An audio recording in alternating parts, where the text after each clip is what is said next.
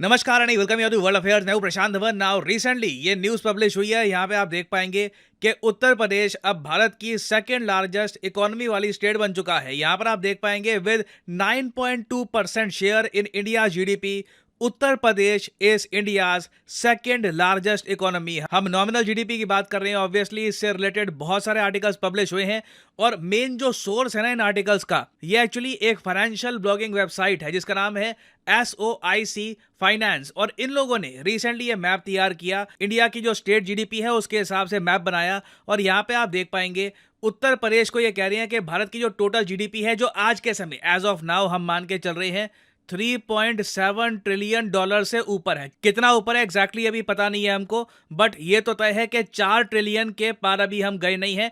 हम अभी भी 4 ट्रिलियन और 3.7 ट्रिलियन के बीच में कहीं हैं। तो ये जो बड़ी इकोनॉमी है भारत की, ऐसा तो नहीं है कि ये हवा में बनाई गई है। ऑब्वियसली जो हमारी स्टेट्स हैं, बड़ी स्टेट्स, ये अपनी तरफ से कंट्रीब्यूशन करती हैं जीडीपी ग्रोथ का और उसी से मिलके बनती है भारत की टोटल कंबाइंड जीडीपी। तो अगर हम यूएस डॉलर्स की टर्म में देखें ना, तो उत्तर प्रदेश की जो जीडीपी यहाँ पे 9.2% के आसपास जो दिख रही है ना आपको, ये रफली आप मान के चल लीजिए 300 बिलियन डॉलर के आसपास आ चुकी है। This is very very important. Now interesting बात आपको बता रहा हूँ, ये जो डेटा आपके सामने, ये बाय द वे 2021-22 का है। उत्तर प्रदेश की जो ग्रोथ रेट है ये बहुत तेज है कंपेयर टू अदर स्टेट्स।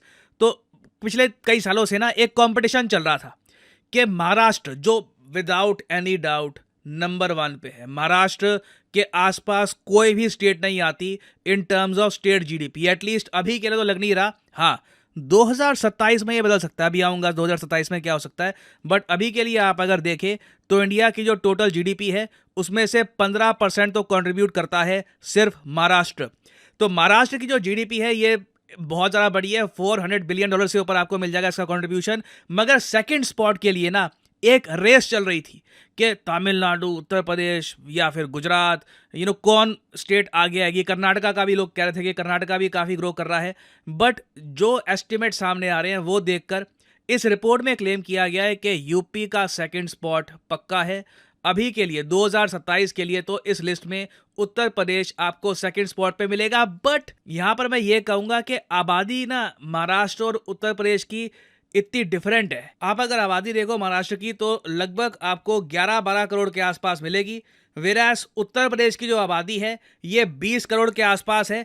तो आबादी का ह्यूज डिफरेंस है। इस वजह से ना जो एवरेज पर कैपिटा इनकम है उसमें आपको बड़ा डिफरेंस दिखेगा बिटवीन उत्तर प्रदेश और महाराष्ट्र। अगर हम बात करें पर कैपिटा के हिसाब से, जहां पे पॉपुलेशन का फैक्टर भी हम काउंट करते हैं, तो नंबर 1 पे आएगा महाराष्ट्र, फिर तमिलनाडु, फिर गुजरात और फिर उत्तर प्रदेश। तो अभी देखिए उत्तर प्रदेश को और ग्रो करने की आवश्यकता है। ये सेकेंड स्पॉट ना Uttar Pradesh, India's most populated state, इसके लिए काफी नहीं है। और एक्चुअली यूपी का टारगेट ही है कि 2027 में ये लोग बनेंगे the largest economy of India. और यहां पे आप देख पाएंगे इवेंचुअल उत्तर प्रदेश का टारगेट है कि 1 ट्रिलियन डॉलर की इकोनॉमी बनानी है बाय 2027। ये इनका टारगेट है। सिमिलरली महाराष्ट्र स्टेट का भी टारगेट है, ये भी 1 ट्रिलियन डॉलर की इकोनॉमी बनना चाहते हैं। ये देखकर मुझे बहुत अच्छा लगता है। और आप मुझसे अगर पूछे ना इंडिया में इंटरनली सबसे ज्यादा इंटरेस्टिंग रेस क्या चल रही है, तो मैं यही जवाब दूंगा, उत्तर प्रदेश और महाराष्ट्र की रेस, कि इन दोनों में से पहले 1 ट्रिलियन डॉलर की इकोनॉमी कौन बनता है। क्या यूपी आगे निकल जाएगा या फिर महाराष्ट्र आगे निकल जाएगा। इसके लिए देखिए दोनों स्टेट्स अपनी तरफ से पूरी कोशिश कर रहे हैं। आप जान के हैरान होंगे महाराष्ट्र को 1 ट्रिलियन की इकोनॉमी कैसे बनाना है 2028 तक। जी हाँ, इनका टारगेट 2028 तक का है। इसके लिए एक प्रॉपर इकोनॉमिक एडवाइजरी कमेटी है जिसे लीड कर रहे हैं टाटा सन्स के चेयरमैन एन चंद्रशेखरन। और यूपी को आप अगर देखें ना तो योगी आदित्यनाथ का जो ब्लूप्रिंट है उसमें इन्होंने प्राइमरली फोर फ्रंट पे रखा है मैन्युफैक्चरिंग उत्तर प्रदेश में बड़े स्केल पर करनी है, क्योंकि ना सिर्फ जीडीपी ग्रोथ, यूपी को जॉब्स भी चाहिए। सिर्फ जीडीपी ग्रोथ से काम नहीं चलेगा। उत्तर प्रदेश की आबादी एक्चुअली इतनी ह्यूमंगस है ना कि यहाँ पे आपको कॉन्स्टेंटली जॉब्स प्रोड्यूस करनी होगी, तभी लोगों की क्वालिटी ऑफ लाइफ में आप डिफरेंस देखोगे। एक लोगों के हाथ में परचेजिंग पावर आएगी, लोग खरीदेंगे, ओवरऑल इकोनॉमी को बूस्ट मिलेगा। और ऐसा नहीं है कि ये सब ऑटोमेटिकली हो जाएगा कि हम बैठे रहेंगे और जापान से इन्वेस्टमेंट आएगी या फिर कोई कंट्री आके हमको बचा लेगा। देखिए कोई एक स्पेसिफिक कंट्री किसी और कंट्री को डेवलप नहीं कर सकता। ये मान लीजिए कोई पाकिस्तान में एक सिंपल उनके यहाँ एक बिलीफ है कि चाइना सब संभाल लेगा, चाइना डेवलप कर लेगा। इन दी एंड खुद को आप अपने आप ही उठाते हो, अपना दम लगाते हो और आपको खुद को उठाना होता है। और उत्तर प्रदेश का प्लान ये है कि ये लोग इंडस्ट्रियल पार्क और लॉजिस्टिक्स देखिए मैन्युफैक्चरिंग की बैकबोन है। आप जब तक लॉजिस्टिक्स मतलब कि एक चीज़ को दूसरी जगह पहुंचाने का जो सिस्टम है ये आप स्मूथ, इजी, फास्ट नहीं करोगे, आपकी स्टेट में मैन्युफैक्चरिंग नहीं हो पाएगी। तो इसके लिए ऑलरेडी उत्तर प्रदेश की सरकार ने कहा है कि 40,000 करोड़ रुपए ये और खर्चने वाले हैं।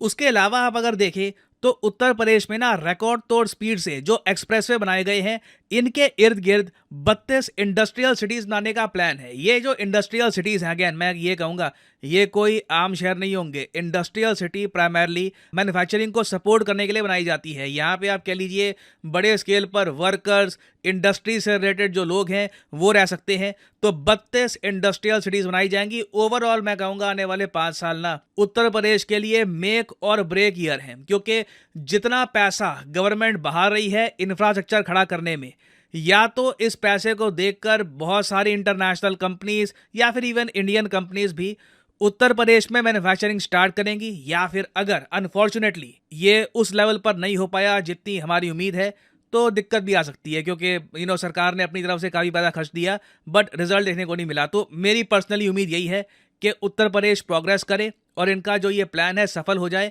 और भारत को पहली $1 ट्रिलियन की स्टेट मिले 2027 में ना। हो सकता है कि आप में से कई लोग पूछें कि उत्तर प्रदेश के अलावा बाकी स्टेट्स का भी बताओ कि उनका क्या अभी परसेंटेज है भारत की जीडीपी में। तो यहाँ पे आप देख पाएंगे तमिलनाडु का बहुत ही इंप्रेसिव शेयर है 9.1%। आबादी के हिसाब से तमिलनाडु बहुत ही ज़्यादा अच्छा कर रहा है। एक और चीज़ मैं यहाँ पे मैंने मेंशन कर दूँ, नॉर्थ ईस्ट का कंट्रीब्यूशन बहुत ज़्यादा कम है। अरुणाचल प्रदेश 0.1%, मेघालय 0.2%, त्रिपुरा 0.3%, मिजोरम 0.1%, आसाम ही आप कह सकते हैं यहाँ पे मेन इकोनॉमिक सेंटर स्टेट है। ये हमें चेंज करना होगा। नॉर्थ ईस्ट का जो कंबाइंड कंट्रीब्यूशन है ना भारत की जीडीपी में, मेरा मानना है एटलीस्ट हमको 7 to 8% के आसपास रखना होगा। इट इज़ वेरी इंपॉर्टेंट, क्योंकि भारत का एक बहुत ही इंपॉर्टेंट पार्ट है ये। हम इसे इकोनॉमिकली पीछे नहीं छोड़ सकते। सिक्किम का भी आप देख लीजिए सेम केस आपको मिलेगा, 0.1% कंट्रीब्यूशन है। बिहार आप देख लीजिए 3.7%। ये एक और स्टेट है जिसे इंप्रूवमेंट की आवश्यकता है, क्योंकि तेलंगाना, मैं आपको बताऊं, तेलंगाना अगर जो टोटल कंट्रीब्यूशन है जीडीपी में इसमें 4.2% दे सकता है, तो बिहार 3.7% पे क्यों? जबकि बिहार की जो आबादी है ये 13 करोड़ के ऊपर है, तेलंगाना की आबादी 4 करोड़ के आसपास है। तो ये जो गैप है ना ये भी हमको ब्रिज करना होगा। और ऑफ कोर्स हम अगर इंडिया के नॉर्थ में देखें तो यहाँ पे आप देख पाओगे जम्मू कश्मीर का भी अभी जो कंट्रीब्यूशन है काफी कम है, 0.9%। जम्मू कश्मीर में जैसे जैसे इन्वेस्टमेंट्स आएंगी, जॉब्स बढ़ेंगी, यहाँ का कंट्रीब्यूशन भी आपको बढ़ता हुआ दिखेगा। सेम केस मैं कहूंगा हिमाचल प्रदेश, उत्तराखंड, इवन पंजाब मैं कहूंगा। पंजाब में बहुत पोटेंशियल है बट अभी भी यहाँ पे जो टोटल कंट्रीब्यूशन है पंजाब का ये बिहार से भी कम है। पंजाब आपको मिलेगा 3.4% पे। तो नॉर्थ में मैं कहूँगा, नॉर्थ और नॉर्थ ईस्ट में बहुत पोटेंशियल है ग्रोथ का, मैन्युफैक्चरिंग का। और इससे ओवरऑल भारत का जो सपना है कि पहले $5 ट्रिलियन की इकोनॉमी और फिर इवेंचुअली हम ये भी चाहते हैं कि दुनिया की 3rd लार्जेस्ट इकोनॉमी हम बन जाएं, ये सब हम साकार कर पाएंगे। और फाइनली यहाँ पे मैं आपसे एक क्वेश्चन भी पूछूंगा जिसका आंसर आप सब लोग करोगे कमेंट सेक्शन में। क्वेश्चन यहाँ पर यह है कि हाल ही में वो कौन सा देश है जिसने अफगानिस्तान को भी पीछे छोड़ दिया ओपीएम की प्रोडक्शन में? ये है यहाँ पे आपकी ऑप्शंस, पाकिस्तान, म्यांमार, कंबोडिया या फिर नॉर्थ कोरिया। कमेंट सेक्शन में करिए उत्तर। जो लोग सही आंसर देंगे कोशिश करूंगा कि उनकी कमेंट को मैं हार्ट दे दूं ताकि बाकी लोग समझ पाए कि सही उत्तर क्या है। और अनअकैडमी के देखिए ऑफर चल रहे हैं आज के समय। ये जो ऑफर्स हैं इनको आप यूज कर सकते हैं टू गेट डिस्काउंट। तो कमेंट सेक्शन में लिंक आपको मिल जाएंगे। आप यहाँ पर कोर्स ओपन करके you can use the code PD10 और आपको डिस्काउंट मिल जाएगा। और जो सेल्स टाइम टू टाइम आती रहती है इनका भी आप लाभ उठा पाएंगे। So this is the end of the video. Thanks for listening and as always may the gods watch over you.